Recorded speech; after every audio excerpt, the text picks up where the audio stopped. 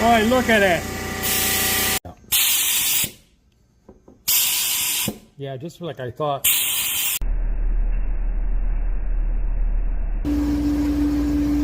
Oh boy. Hey, happy Sunday. How we doing? Let's see what I'm working on.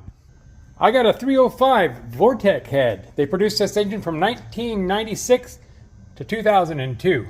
Customer ordered a single head, so let me get it apart. You could tell this 305 apart from the 350 because it has a regular combustion chamber. The 350 has a heart-shaped chamber as well as an inch 940 intake.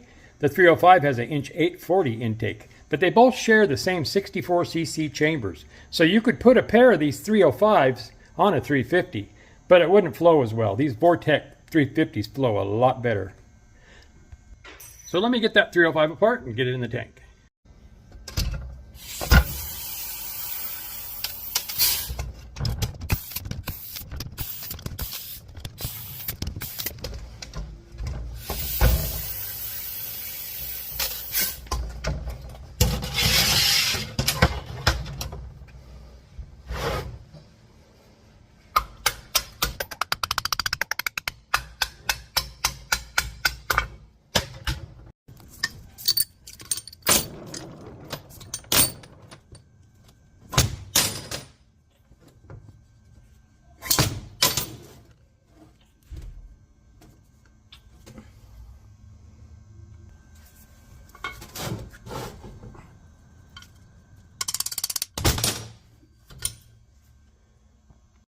All right, let me get these seals off.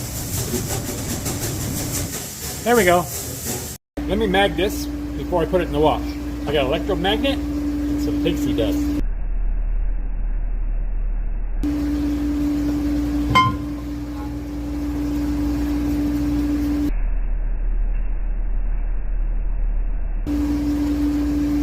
Oh boy. Damn it. I got the other core off that engine. It was in a boat. Let me check it out. It's cracked too. I guess I'm not going to be building a 305 head today. Hey, I got something else to do. Check this out. So I have this head off of a 3.5 Honda Odyssey. It's a 2010. The customer brought it in because it had bad compression on one bank. I checked it out the other day. Remember this? I think this guy has ring issues.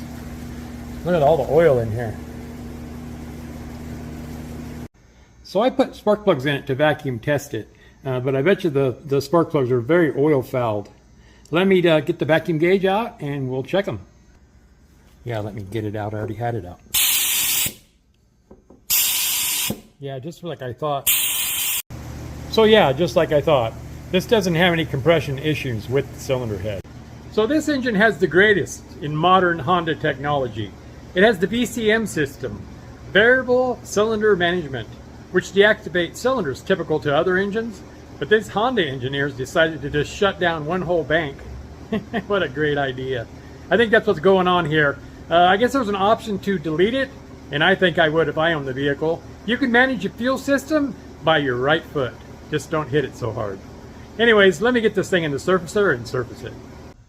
Okay, I have it in the surfacer. I put graphite on it. I don't think this thing has worked, and I'm going to take the lightest cut I can possibly take. So let me move down to here. Okay, I sprayed it with WD-40. We're heading down here. And we're just coming to the end. Let me stop it.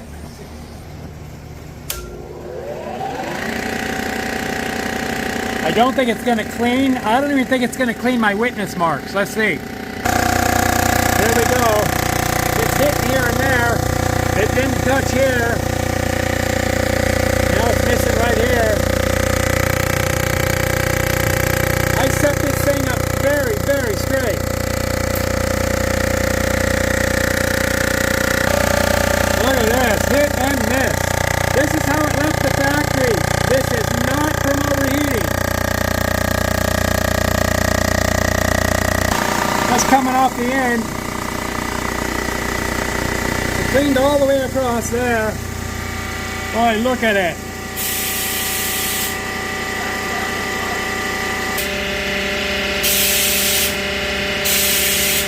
I'm going to try a half and a half on the way back. I'll just keep running it on slow. The factory's running this way too fast.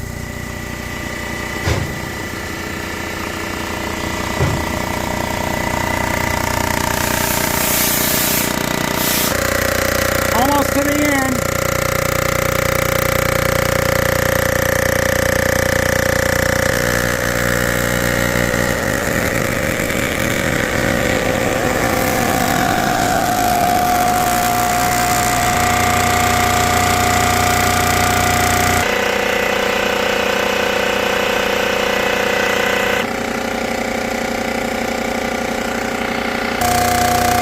Coming back at it.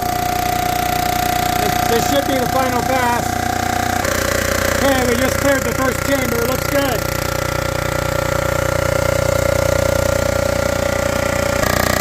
Okay, now we're clearing the second chamber.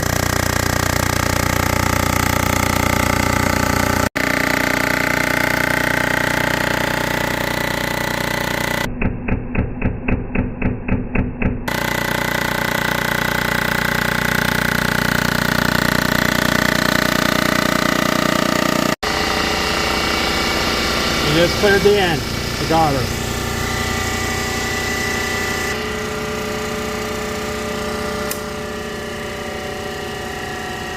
There you go, that's how it should have left the factory. Another bad factory finish, huh? Seems to be the theme here lately, doesn't it? You know, if I wouldn't have taken a light cut like I did, it was about a half a thou, I wouldn't even have noticed that.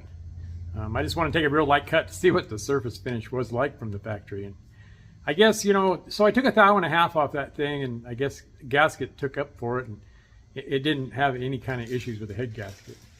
And boy, the stupid Vortex, that kind of pissed me off, but oh well, things happen. Thanks for coming along on this Sunday, you guys. Hey, you guys come back and see me again tomorrow, huh? I'll be in here doing something else. I don't know what it is. In the meantime, you guys be nice to each other, all right? Have a good night. Bye.